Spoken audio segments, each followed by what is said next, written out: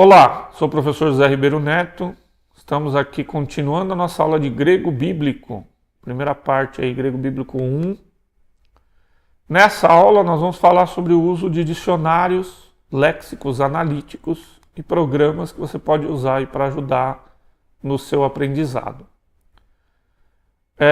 Usar um dicionário grego é importante porque você vai descobrir os significados da palavra, mas é preciso tomar cuidado para saber usar o dicionário.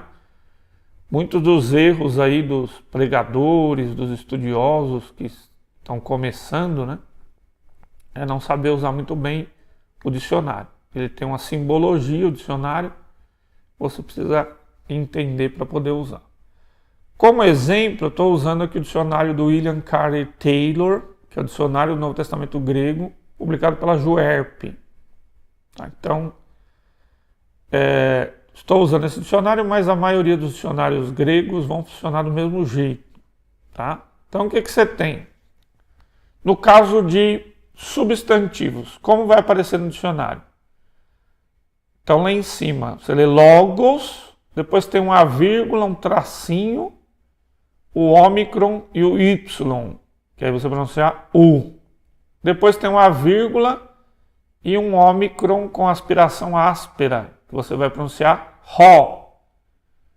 O que o dicionário tem? Essas três informações estão dizendo o seguinte: o substantivo no dicionário vai aparecer no nominativo, que é quando a palavra grega exerce a função de sujeito, que depois nós vamos ver com mais carinho essa parte aí. Então, a primeira ocorrência no dicionário mostra como esta palavra, como esse substantivo aparece no nominativo.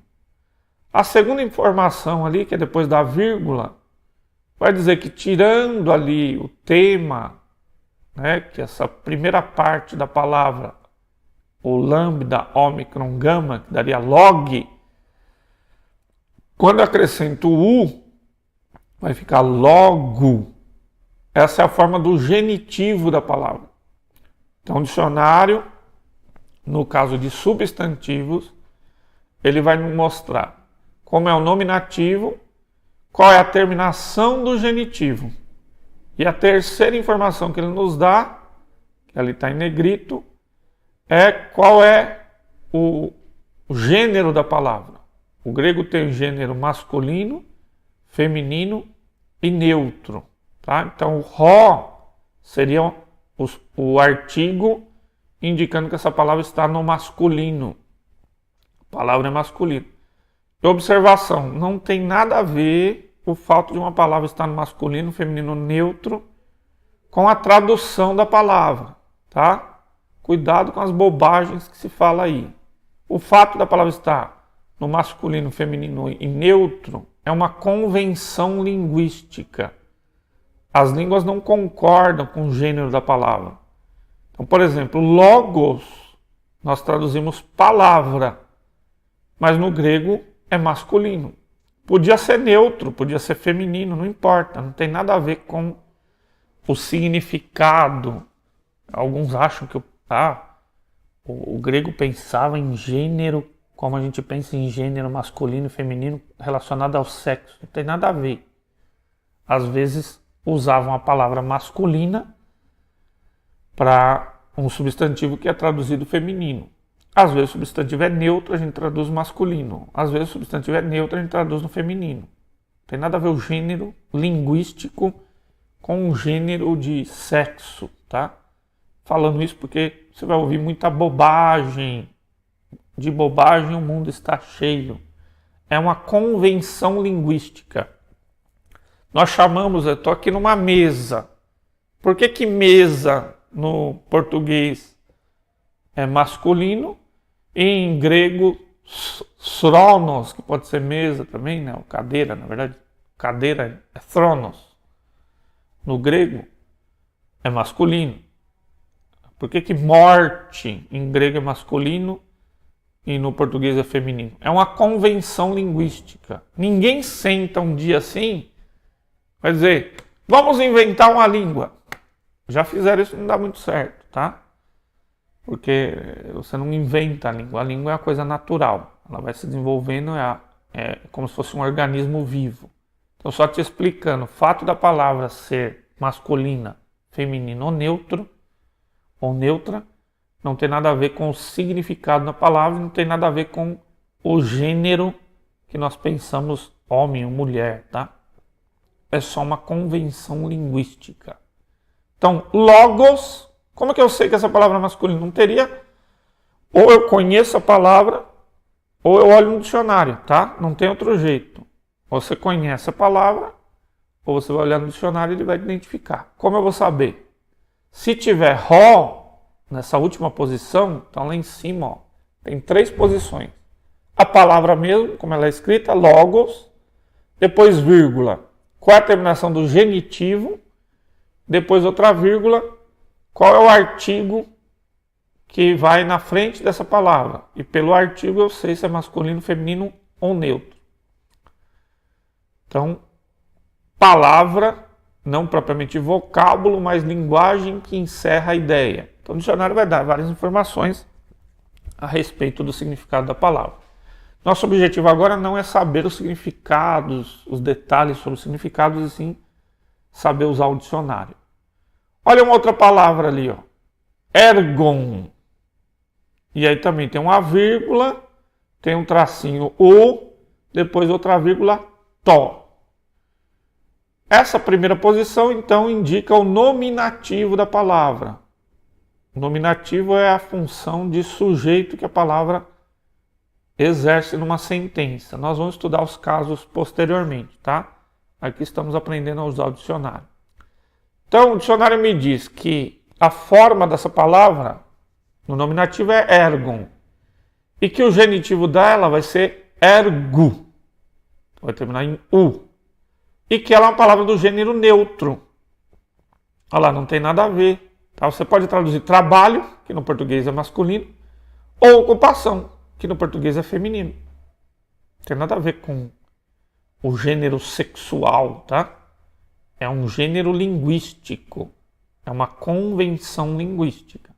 Como nós não temos um gênero neutro, se usa a palavra de acordo com a tradução. Se eu traduzir ergon por trabalho, eu vou falar o trabalho. Se eu traduzir ergon por ocupação, eu vou falar ocupação. Ou obra, né? Ergon pode ser obra. Então, a obra, a ocupação, o trabalho. Eu não tenho gênero neutro, então não vou usar nenhuma palavra para traduzir gênero neutro.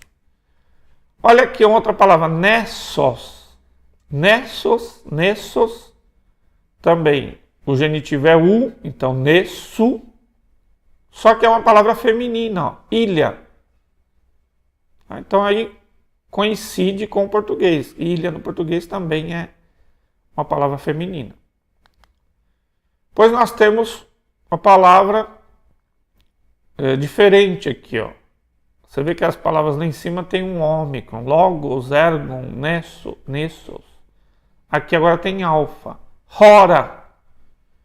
Mas a informação é a mesma. Então você tem aqui a forma do nominativo, hora. Qual seria o genitivo dessa palavra? Horas. O genitivo é a ideia de posse, tá? Que depois nós vamos aprender. E ela é uma palavra feminina, como eu sei. Tem um re na frente, como em ilha lá. Ó. Ilha também é uma palavra feminina, só que termina em os. Hora é uma palavra feminina, só que termina em a. Então, se você pegar uma palavra e não conhecer, não tem como você saber se é masculino, feminino ou neutro, a não ser olhando no dicionário ou conhecendo o gênero da palavra. Como em português também. Você sabe que pente é masculino, né? Como você sabe que fonema é masculino. Conhecendo a palavra, o fonema, o pente. Mas a palavra pode ser feminina, né, terminar de diferentes formas. Tá? Então, alma termina em A, é feminina. Fonema termina em A e é masculino. Então, mesmo em português, se você não conhecesse a língua portuguesa, você não saberia qual era o gênero da palavra. A mesma forma se dá em grego. Se você não conhecer a palavra ou não olhar no dicionário, você não vai saber se é masculino, feminino ou neutro. Como eu vou saber no dicionário? Se a última posição que aparece é ró, então a palavra é masculina. Se a última posição lá é tó, a palavra é neutra. Se a última posição é re, a palavra é feminina. Então aqui nós temos, palavra feminina, rora, genitivo roras. Ela tem o re para indicar que é feminino. Agape, palavra muito conhecida, o pessoal fala ágape. No grego é agape. Agape, a segunda posição aqui, em es. Este es significa que o genitivo é agapes. E é uma palavra feminina, amor. Não tem nenhum significado oculto porque agape é feminino. É só uma convenção linguística. Então, os falantes numa língua convencionam a falar e a dar gêneros para as palavras. Então, agape é amor.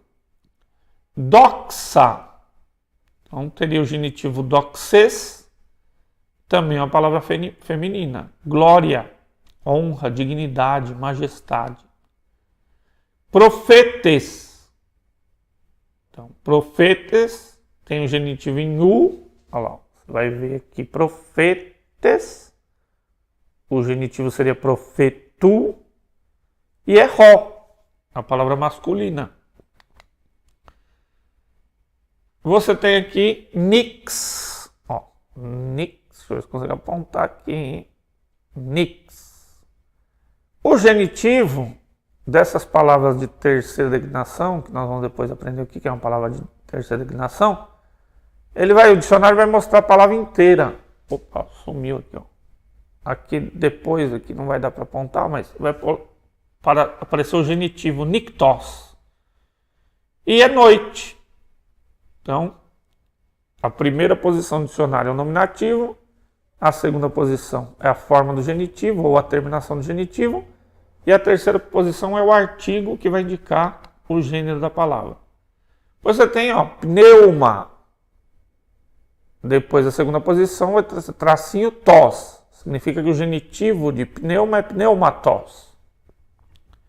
E o gênero é neutro, porque o artigo é tó. Tá vendo aqui da heresia? Porque pneuma, que é a palavra traduzida para vento, espírito, pode ser o espírito do homem, pode ser o Espírito Santo. O Espírito Santo é neutro. Então o Espírito Santo é masculino e nem feminino, é neutro, não tem nada a ver, tá? É só uma convenção linguística.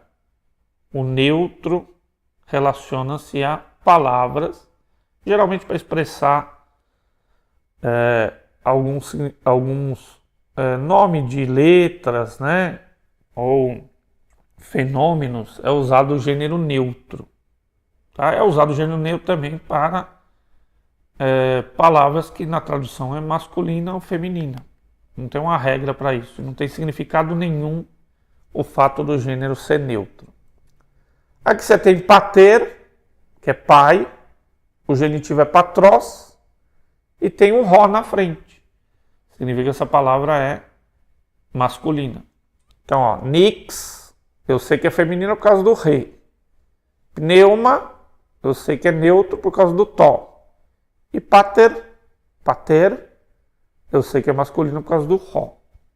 Então, o artigo re vai indicar as palavras femininas. O artigo tó vai indicar as palavras neutras.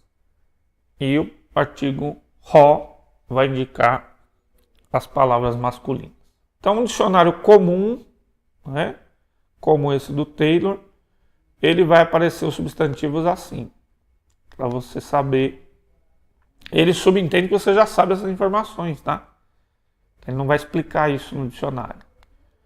Quando se trata de adjetivos, vai aparecer diferente. Vai aparecer a forma do genitivo lá em cima, lá em cima que eu não consigo apontar. Frônimos. E depois a forma ali do neutro. On. Então o neutro seria frônimon. Como é adjetivo, se ele concordar com o adjetivo masculino, ele vai ser frônimos. Quando aparecer assim, significa que o masculino e o feminino é a mesma palavra. Então, a mulher prudente vai ser frônimos. Um homem prudente vai ser frônimos. Se for concordar com o substantivo neutro, vai ser frônimon. Por isso tem aquele on. Quando eu tenho os 3 gêneros no substantivo, vai aparecer igual está ali, essa segunda palavra, axios. Então, o feminino vai ser axia e o neutro vai ser axion. Então, se o substantivo concordar se o adjetivo concordar com o substantivo masculino, ele vai ser axios. Se o adjetivo concordar com o substantivo feminino, vai ser axia. Se o adjetivo concordar com o substantivo neutro, vai ser axion. Então é assim que aparecem os adjetivos, tá? O pronome vai aparecer de uma forma parecida com os adjetivos. Primeiro vai estar forma do nominativo, autós, aí tracinho e, tracinho o. Então significa que o feminino é aute e o neutro é autó. Que os pronomes no grego também têm o masculino, o feminino e o neutro. E tem várias funções. Pode significar intensivo, mesmo, ele mesmo, ela mesmo. Esse prefixo a gente tem em muitas palavras. Autônomo. O que é um autônomo? Literalmente, aquele que funciona pelas suas próprias leis. Autos, ele mesmo, e nomos, lei. Um autônomo é alguém que funciona por conta própria, não é? Então, autó significa ele mesmo. Pode significar ele mesmo, né? Pode ser o reflexivo, olha lá, o segundo significado que o dicionário dá. Ego, autós, si, autós. Né? Ego, autós, eu, ele mesmo. Si, autós, tu mesmo. Então, ego, autós, eu mesmo. Si, aqui embaixo, ó, dá para apontar. Opa, peraí. Si, autós, tu mesmo. Depois, vírgula, remeis autói, nós mesmos. Então também é usado nesse sentido, mesmo.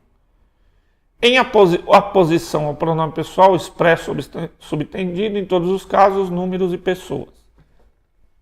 Então, autós pode ser ele, aute ela, e autó é o neutro de ele ou ela. E vai aparecer com outros sentidos. Então, o dicionário te dá informações a mais sobre a palavra, só que essas 3 informações que ele não explica é a forma do nominativo masculino, depois a terminação do feminino e depois a terminação do neutro.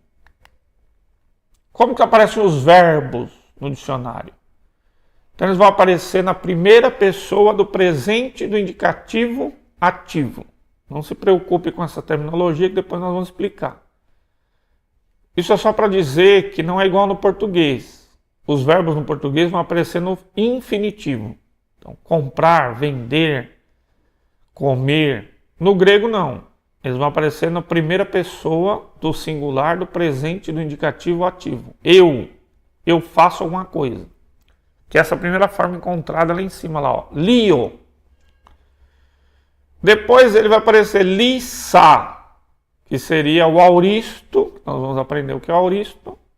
Depois liomai, que seria o passivo do presente. Depois litsen, que seria o passivo do auristo. Então os verbos são mais complexos de nós estudarmos no dicionário. Quando nós aprendemos os verbos, vai ficar mais claro, tá? Só estou te mostrando aqui como que aparece no dicionário para você saber essas posições. Um outro verbo, por exemplo, agapau, ele vai aparecer a forma do presente, do indicativo, e depois a forma do futuro, agapesso. Então seria eu amarei. Então, amo, no koine, termo geral de amor, agapau. Olha este verbo. Quando o verbo é muito irregular, então ele vai aparecer várias formas no dicionário. A forma do presente no indicativo ativo, essa primeira forma aí. Depois a forma do do auristo, ó, sem um lambda, tá vendo? Ó, balo, depois só balo, sem um lambda. Depois balon, que é a forma do imperfeito. Depois blebeka, que seria a forma do perfeito. Depois blebemai, que seria a forma do passivo, do presente passivo. Depois blesen, seria a forma do auristo passivo. Então, depende do verbo, você vai ter mais ou menos informações. Geralmente verbos muito problemáticos, né? Mais complexos, vão aparecer como este verbo aqui, ó, o balo, que é jogar, atirar. Eu jogo, eu atiro. Alguns verbos mudam muito, ó, como esse aqui, ó, femi, vai virar efen. Então você vai ter outras informações. Esse verbo, ó, ele muda demais, então o dicionário vai dar informações, ó, fero, ele vai virar oiso no futuro, aí no perfeito vai virar enenca.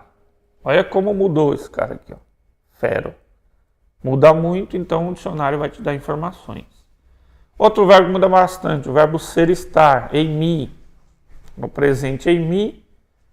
No imperfeito, en. E no futuro, esomai. Olha esse aqui também, ó. O verbo ir, ouvir. Muda muito, ó. Erhomai no presente. Eleusomai no futuro ali. Elson no auristo, né? Pode ser alçar também. E elelitza no perfeito. Então, verbo que muda muito, o dicionário vai dar informações. Só que o dicionário não explica essas informações, que ele acha que você já sabe lá a parte da gramática, tá? Qual a diferença de um léxico normal, que é esse que nós vimos nos slides passados, e um léxico analítico? O léxico analítico, ele já vai mostrar para você a análise da palavra. Então, esse tipo de léxico aqui, ó, você não vai achar, às vezes, a palavra exatamente do jeito que está aqui no dicionário. Você vai achar, por exemplo, en. E você tem que saber que a terceira pessoa do singular, do imperfeito, do indicativo ativo, tá? Ele não vai te dizer isso aí. Quer dizer, a primeira pessoa do singular, do imperfeito, indicativo ativo. Eimi é a primeira do singular, do presente, indicativo ativo. En é a primeira do singular, do imperfeito, indicativo ativo. Esomai é a primeira do singular, do futuro, do indicativo. Você tem que saber isso aí num léxico normal. Num léxico analítico, ele já vai dizer para você, ele já vai dar essa informação, tá? Então, é melhor você comprar um léxico analítico. É um pouquinho mais caro, mas vale a pena. Nós temos esse aqui que é o melhor que temos em português, chama Léxico Analítico do Novo Testamento Grego, da editora Vida Nova. Porque ele já vai fazer a análise para você. Agora, o próprio Munce vai te dizer algumas informações importantes. Um léxico analítico, ele diz, ó, pode ser tanto amigo quanto inimigo. Para o pastor com tempo limitado para a preparação dos sermões, pode evitar que se gaste 30 minutos na análise gramatical. Quer dizer, o léxico ajuda. Imagina, tem certas palavras gregas que são muito difíceis.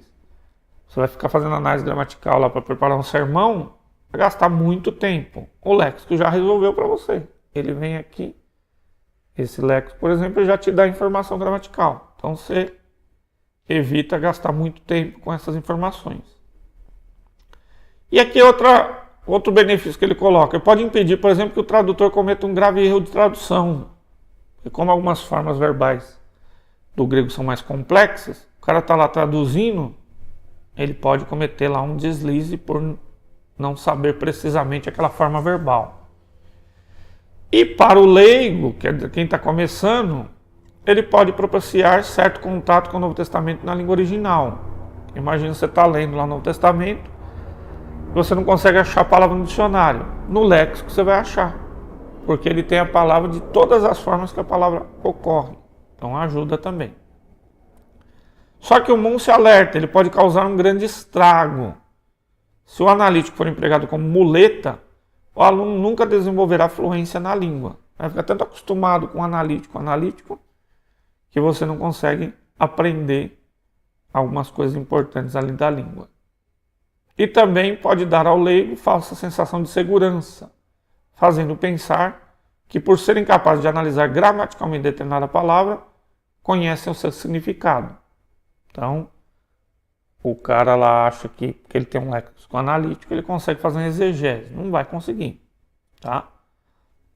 Ele vai se enroscar aí nas traduções ou nos significados, porque não é só saber a análise da palavra que você faz uma exegese. E ele é mais complexo de usar. Ó. O próprio Munce dá o exemplo. Como é que usa um léxico analítico? Então lá, por exemplo, você viu a palavra basileia, ele vai te informar. Então tem primeiro a palavra do jeito que ela ocorre no Novo Testamento, diferente do outro léxico, que você tem que saber a raiz da palavra para conseguir encontrar. Esse você não precisa saber, porque ele vai mostrar a palavra do jeito que ele está no dicionário. Então a primeira informação que vai aparecer é como a palavra aparece no Novo Testamento grego, tá? Ou seja, não é como aparece no dicionário. Como estiver lá no Novo Testamento grego, ele vai mostrar aqui. Então você viu a palavra no Novo Testamento grego, basileia. Você não sabe a raiz. E você não sabe analisar. Ele vai analisar para você. Ó. No 2, ele está analisando. Acusativo singular masculino. Então, ele está dizendo que o caso é acusativo, que o número é singular e que o gênero é masculino. Não se preocupe com as informações, o que é um acusativo, que nós vamos explicar depois. Só para você saber como é que funciona um léxico analítico. No 3, ele vai dizer quantas vezes esta forma aparece no Novo Testamento grego. Então, 15 vezes. Então, basileia, desse jeitinho, aparece 15 vezes no Novo Testamento. Depois, lá mesmo no 3, ele vai te dar a informação. Ó, como declina essa palavra. Como são as formas dela. Ele está lá uma tabela, que ele está chamando de S3E. Né? E a subdivisão da tabela lá, entre parênteses 3. Depois ele vai dar um número, que lá no final ele vai relacionar com o dicionário do Strong. Então o dicionário de Strong e outros dicionários, eles têm uma numeração da palavra. Então lá no final ele vai ter um equivalente do dicionário do Strong com outros dicionários. Então este número que é o 5. O 6 é qual é a raiz, né? Quer dizer, qual é o radical lá da palavra. Essa palavra vai aparecer naquele outro dicionário como basileos, que é rei, né? Então você vai pegar lá basileos e vai ver qual é o significado dessa palavra. Então é assim que funciona o dicionário analítico. Então quando tem essas aspasinhas, lá embaixo do 6, ó, basileos, depois aspas, quer dizer que essa segunda forma tem a análise e a mesma raiz. Quando muda a palavra aqui, ó, porque agora tem basileia, basileus é rei, basileia é reino, então vai ter lá a raiz basileia. Quando tiver aspas, quer dizer que é a mesma raiz que está lá em cima, tá? Então assim funciona um léxico analítico. Quando você vai e achou a raiz, ó, por exemplo, lá na palavra basileia, você achou a raiz, ele vai dar o significado. Então lá, basileia, aí ele vai mostrar igual no outro léxico. Basileia é o substantivo, o as é a terminação do genitivo e o re é o artigo. Então, e vários significados que essa palavra tem. Um reino, domínio, a região ou país governado por um rei, poder real, autoridade, domínio, reinado, dignidade real. E vai aparecer depois ali, ó, alguns versículos. Por exemplo, Repasileia, Mateus 9,35, o reino. Depois, Repasileia tu Theou, o reino de Deus. Ou tu Christu, reino de Cristo. Ou tu Uranu, o reino do céu. Ou Tom, ó, aqui ó, Tom Uranon, o reino dos céus, que pode ser traduzido também como o reinado ou o reino do Messias. Então, o léxico analítico, assim como os outros léxicos, vão te dar também vários significados, versículos que aparecem a palavra. Isso evita que você traduza também a palavra num versículo que não tem nada a ver o significado naquele versículo. Então, o léxico analítico vai te ajudar. Tendo você achado a raiz, você procura no léxico analítico que está em negrito para ver o significado da palavra. Então, primeiro você vem aqui, que você não sabe a análise da palavra. Ele analisa para você e vai te dar a raiz lá no 6. Tendo achado a raiz, você vai ver o significado. Aí ele vai te mostrar em outra página, tá? Ele vai te mostrar o significado. Então, os significados, por exemplo, neste léxico vão estar em negrito, tá? Então, assim que se usa um léxico analítico. A primeira forma, que é aquele 1, é a forma flexionada. É a forma que você encontra no Novo Testamento grego. A segunda é a análise gramatical. Você vai ver a lista de abreviações, que vai estar lá na introdução do léxico. Se você não tiver certeza do significado lá, que ele vai abreviar, né, as análises. Dentro de colchetes, é quantas vezes aparece a palavra, né? Se ocorrer uma vez só, vai ter o versículo que aparece. Depois o 4 vai ter o rótulo morfológico, que é a tabela lá que você vai usar. E depois o número que ele chama de GK, que ele vai fazer uma comparação com o Strong e vai ter um apêndice com essas numerações. E o 6, a forma lexical da palavra, como ela aparece nos outros dicionários. E quando tiver repetição, vai aparecer como idem. Aqui, ó, eu estou colocando para você alguns exemplos de programas de computador, tá? Este programa se chama The Word. Então, The Word, em inglês é a palavra, você acha nesse site, www.theword.net. É um programa gratuito e ele tem o Novo Testamento em grego inteirinho. E aqui, ó, tá vendo aqui, ó, esse G1722, quando você clica aqui, ele vai aparecer o significado da palavra. E aqui é a análise, ó, preposição. Se você passar o mouse aqui em cima, ele vai mostrar a preposição. Se você passar o mouse aqui, ele vai mostrar a análise para você. Então aqui já resolve o problema do dicionário e do léxico analítico, é gratuito. Você baixa lá em www.theword.net. Tá? Esse não tem para aplicativo, é só para o Windows lá no computador. Mas você já tem um léxico analítico e o dicionário do Strong. Existe software pago, tá? Por exemplo, esse software chamado Logos Software.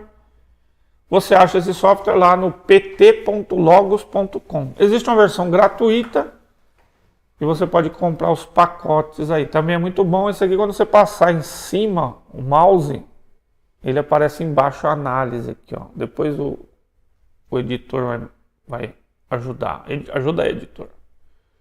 Que vai ter análise aqui embaixo, ó. Ficou eu na frente, mas depois ele põe só a imagem para você ver. É um programa pago, não é muito barato, mas vale a pena também se você quiser investir, porque ele tem várias coisas de grego, de hebraico, livros em português, né? Pode pôr lado a lado aqui, ó, o grego desse lado, do outro lado lá o português. Quando você passar em cima da palavra, ele vai analisar aqui embaixo, ó. Já te economiza comprar o léxico analítico e o dicionário. Tem sites também. Esse site chama Bible Hub. Se você digitar lá no seu navegador biblos.com, ele vai redirecionar para este site. Todo o conteúdo desse site também é gratuito.